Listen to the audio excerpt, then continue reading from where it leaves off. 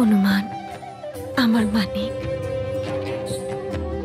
আজ এতদিন পর তোমাকে এভাবে ঘুমোতে দেখছি। এখন তো গানও শোনাতে বলে না।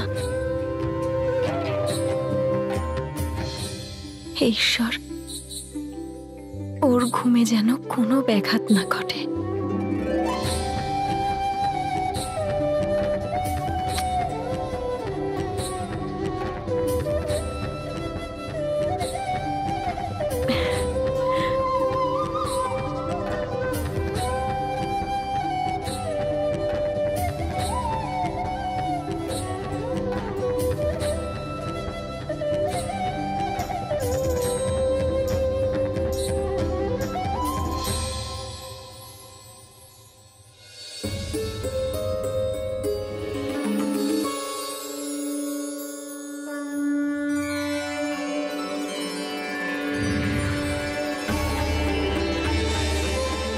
আমার খুব বড় ভুল হয়ে গেছে, আর আমি আমার কাজে খুব লজ্জিত। দেবরাজ ইন্দ্র, এবার সময় হয়ে গেছে যে হনুমানের সকল সিদ্ধি পূর্ণ করা হোক।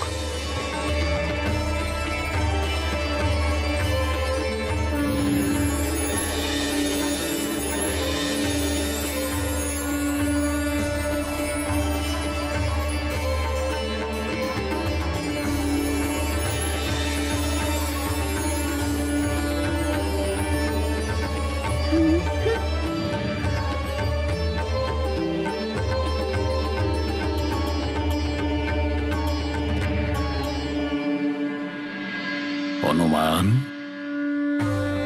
হনুমান,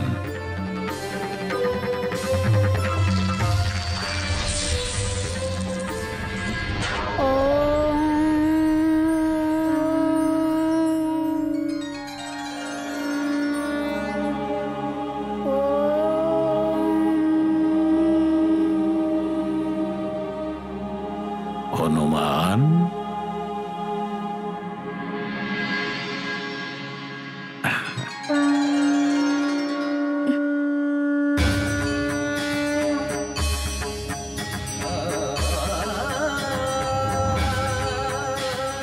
দেবরাজ ইন্দ্র, আপনি?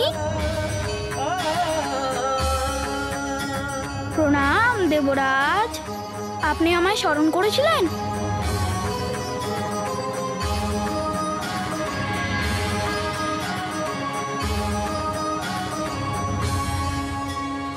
হনুমান, আমি তোমাকে শক্তি দীক্ষার দ্বারা মহাযুগে দীক্ষিত করতে চলেছি।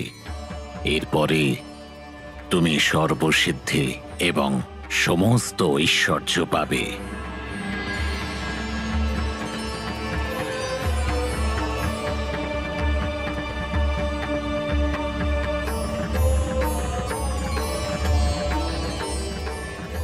এই দীক্ষায় সিদ্ধ হওয়ার ফলে প্রকৃতির মূল উপাদান পঞ্চতত্ত্বের উপরেও তোমার নিয়ন্ত্রণ থাকবে। এখন তুমি যখনই চাইবে তখনই নিজের দেহকে 5 তত্ত্বের জায়গায় মাত্র একটি তত্ত্বেও বানাতে পারো। এক তত্ত্ব অর্থাৎ? হনুমান, পঞ্চতত্ত্ব, অগ্নি, জল, বায়ু, পৃথ্বী এবং আকাশ, এদের সম্মেলনেই সংসারের সমস্ত প্রাণীর দেহ গড়ে উঠেছে।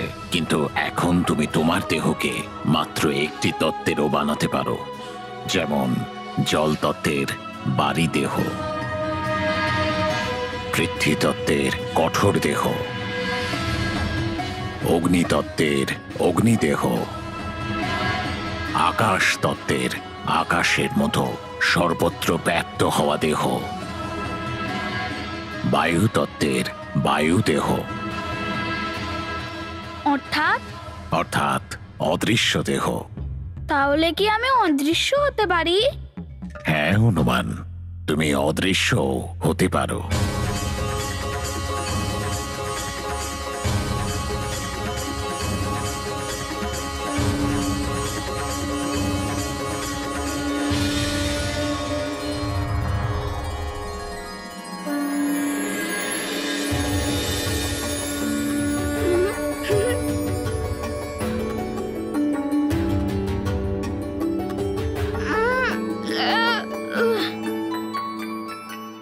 তো স্বপ্ন দেখছিলাম, কিন্তু আমার এটা সত্যিই কেন মনে হচ্ছে? হ্যাঁ হনুমান, তুমি অদৃশ্য হতে পারো, তুমি অদৃশ্য হতে পারো, তুমি অদৃশ্য হতে পারো, তুমি অদৃশ্য হতে পারো, তুমি অদৃশ্য হতে পারো।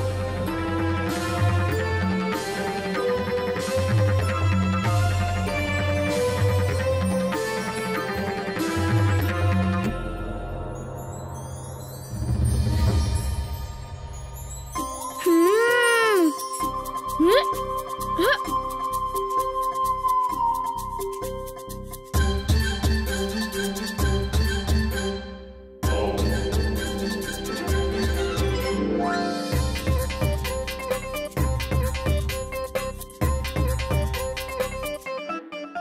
যেটা আমি এইমাত্র দেখলাম, এটা কি স্বপ্ন ছিল নাকি সত্যি, সেটা তো আমি জানি না। যদি এটা সত্যিই হয়, তাহলে আমার ইচ্ছে আমি বায়ু তত্ত্বের মতো যেন অদৃশ্য হতে পারি, যেন অদৃশ্য হতে পারি।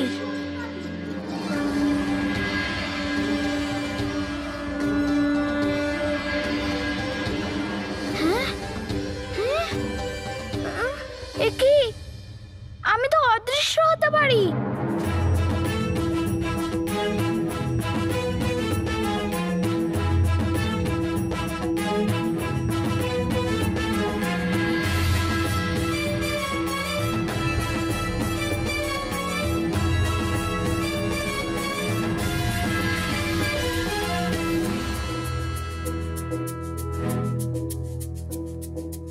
আরে বাহ, আমি তো অদৃশ্য হতে পারি।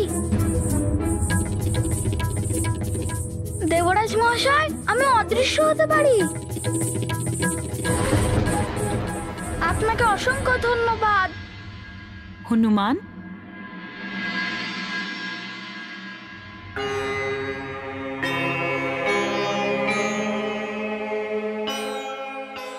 মহারানী মা, আপনি? প্রণাম মহারানী মা। মহারানী মা, আপনাকে খুব চিন্তিত লাগছে। তুমি তো জানোই হনুমান, আমার তো একটাই চিন্তা। হ্যাঁ, সুগ্রীব দাদার জন্য। কিন্তু মহারানী মা, আপনি চিন্তা করবেন না। সুগ্রীব দাদার জন্য আমার গুরুদেব সূর্যদেবের সতীর সুরক্ষা চক্র যে তৈরি করে দিয়েছি। যে শত্রু আসুক না কেন, সে কিছুতে ভেতরে যেতে পারবে না। আমি বালির জন্য চিন্তিত পুত্র। ও উগ্র প্রকৃতির, অধর্ম আর অন্যায়ের পথে চলতে শুরু করেছে। আর অধর্ম ও অন্যায়ের পথে যে চলে, তার পতন অবশ্যম্ভাবী। কিন্তু ও তো আমারই সন্তান। মহারানী মা, একজন মায়ের কষ্ট হনুমান খুব ভালোভাবেই বুঝতে পারে। হনুমান, তুমি আমাকে প্রতিশ্রুতি দাও,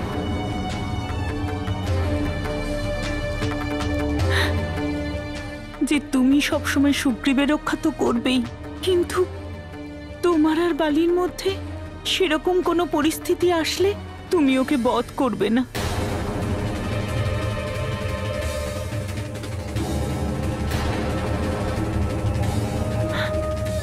মহারানী মা, এমনটা আপনি কি করে ভাবতে পারেন?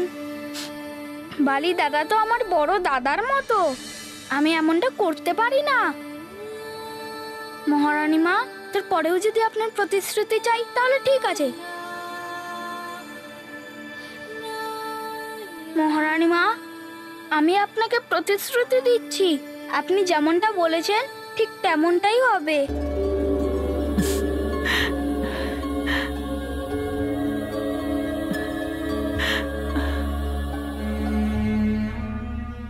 হনুমান,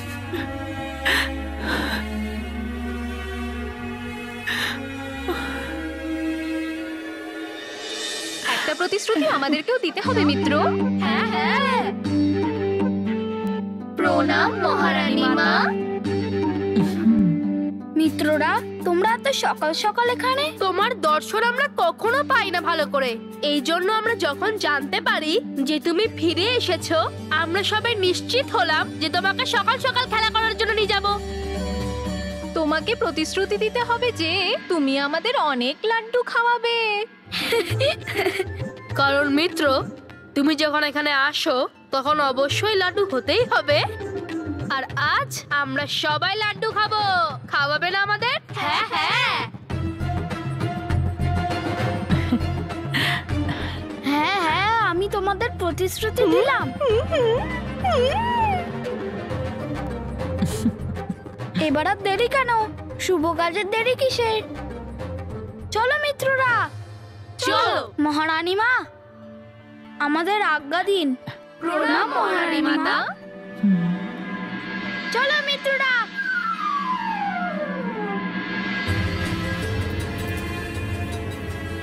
ধন্যবাদ হনুমান, তুমি আমায় বালিকে বধ না করার প্রতিশ্রুতি দিয়ে একজন মায়ের ব্যাকুল হৃদয়কে শান্ত করলে। এখন আমার দুই পুত্রকে রক্ষা করার দায়িত্ব তোমার হাতে হনুমান। তাহলে সুমেরুতে গিয়ে লুকিয়ে পড়েছে ও, বানর বালকের শুভাকাঙ্ক্ষী ওই সুগ্রীব। আর ভেবেছে যে শুধু সে কেন, প্রত্যেকেই ভাবছে যে সে সুরক্ষিত আছে, কিন্তু না, ওই সুগ্রীবের জন্য ওই বানর বালক পুনর্জীবন লাভ করেছে। মায়াবী পুত্র মায়াসুর, শীঘ্র যাও ওই সুমেরুতে, নিজের মায়া প্রয়োগ করো, যা খুশি করো, আর ওই রাজদ্রোহী সুগ্রীবকে ধরে এনে আমার এই পায়ের নিচে এনে ফেলো। তাই হবে লঙ্কেশ। মায়াসুরের মায়ায় সুগ্রীব সহজেই ফেঁসে যাবে, শীঘ্রই ও আপনার চরণে থাকবে। কিন্তু মনে রেখো, ওই কেশরী পুত্র বানর বালক দেখতে ছোট আর সাধারণ বালক মনে হতে পারে, কিন্তু শক্তি আর চতুরতায়ও অদ্বিতীয়। তোমার উপস্থিতি যেন কোনো ক্রমেই বুঝতে না পারে। তাই হবে লঙ্কেশ। কার্য পূরণ হওয়ার পূর্বে ওই বালক আমার উপস্থিতি টের পাবে না।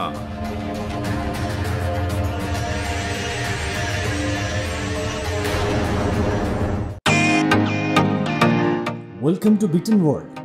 How may I assist you? নতুন ফ্ল্যাটের জন্য একটা স্ট্যান্ড ফ্যান আর কুলার নেব। এই পচা গরম থেকে একটু স্বস্তি চাই। বাজার চলতে সব ব্র্যান্ড আর ভরসাযোগ্য নয়। তার জন্য তো আমাদের ফ্যান আছে, all purpose bullet table fan, ceiling fan. আমাদের সিলিং ফ্যান কিন্তু 30 মাসের ওয়ারেন্টি সহ পাওয়া যায়। আছে ফারাটা 2 বছরের ওয়ারেন্টি, 17 থেকে 20 মিটার এয়ার ফ্লো, মধ্যবিত্তের সাধ্যের মধ্যে একমাত্র ভরসাযোগ্য ব্র্যান্ড বিটেন। আমাদের কুলারের কিন্তু অনেক range, 45 litres, 50 litres, 70 litres, 90 litres, 110 litres. Honeycomb সহযোগে বিটেনের সব কুলারের ওয়ারেন্টি 1 বছর। চেনা হাওয়ায় অচেনা অনুভূতির জন্য একমাত্র আদর্শ বিটেন। গরমে স্বস্তি পেতে বিটেনের ফ্যান হোক বা কুলার, আজই আনুন বাড়িতে। Beaten, digitally yours.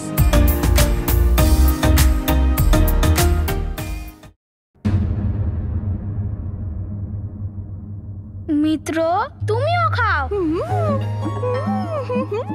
তুমিও খাও।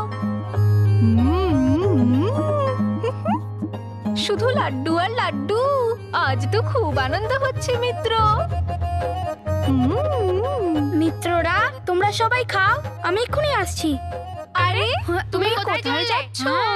এখন আমরা তোমার সাথে বসে লাড্ডু খেতে চাই। মিত্র নল, আমি এক্ষুনি আসছি, সুগ্রীব দাদাকে দেখে আসছি।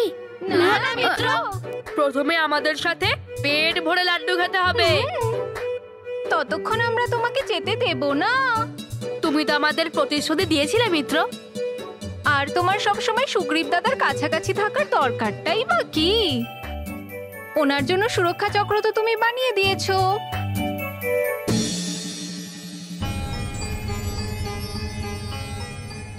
শরীরে আর ব্যথা নেই, ধীরে ধীরে ঠিক হয়ে যাচ্ছি আমি।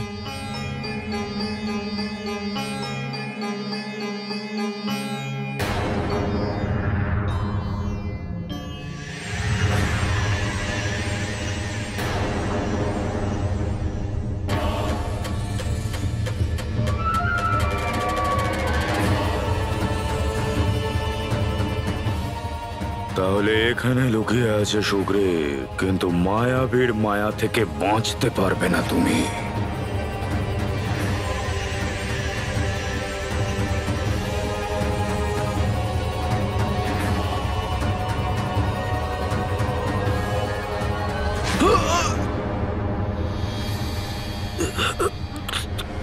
কে কে ওখানে?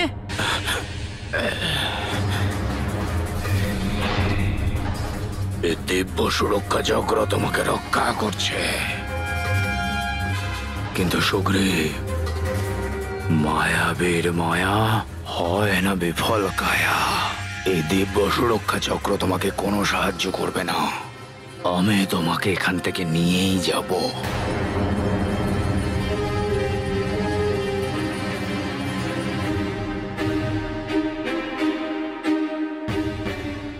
সুগ্রীব দাদার সুরক্ষার ব্যবস্থা তুমি করেই দিয়েছিলে, এখন আমাদের সময়।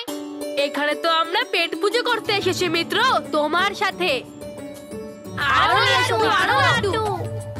আচ্ছা ঠিক আছে, যেমন তোমাদের ইচ্ছা।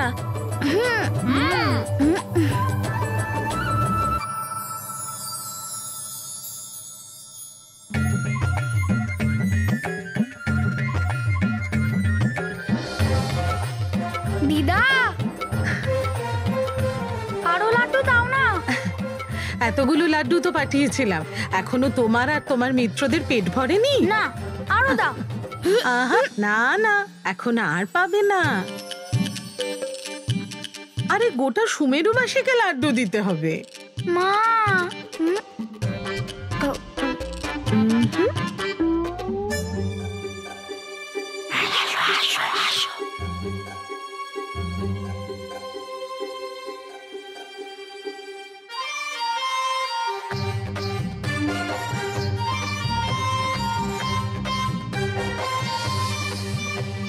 তুমি তো অদৃশ্য হওয়ার বর প্রাপ্ত, তাই না মিত্র? যা তুমি আমাদের কিছুক্ষণ আগে নিজেই বলেছো। কেউ কিচ্ছু বুঝতে পারবে না।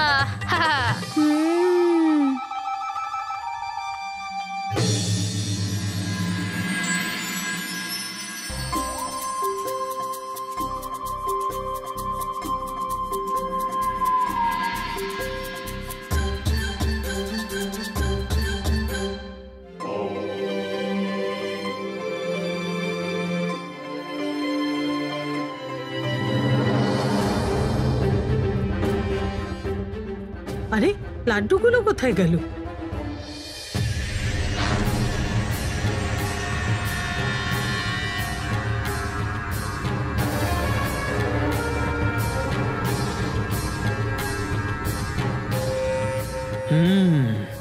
ভেতরে যেতে পারবো না আমি, কিন্তু তোমায় বাইরে আসতে বাধ্য করব আমি সুগ্রীব।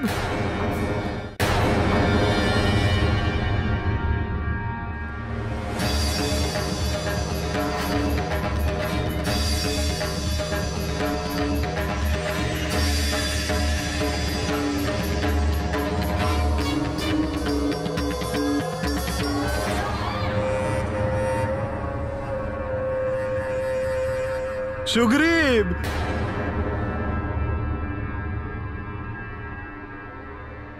আমার ভাই,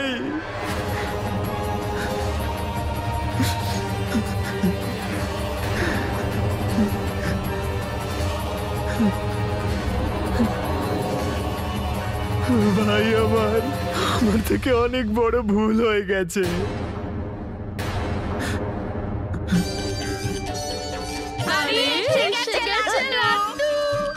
আরে এসে গেছে লাড্ডুর থালা।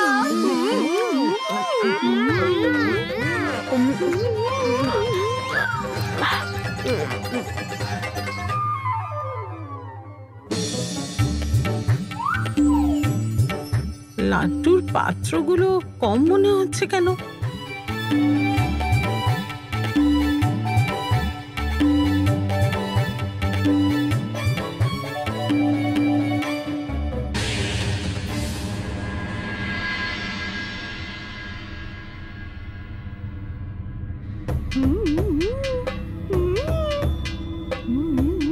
মিত্ররা তোমরা সবাই খাও, আমি সুগ্রীব দাদাকে থেকে আসছি।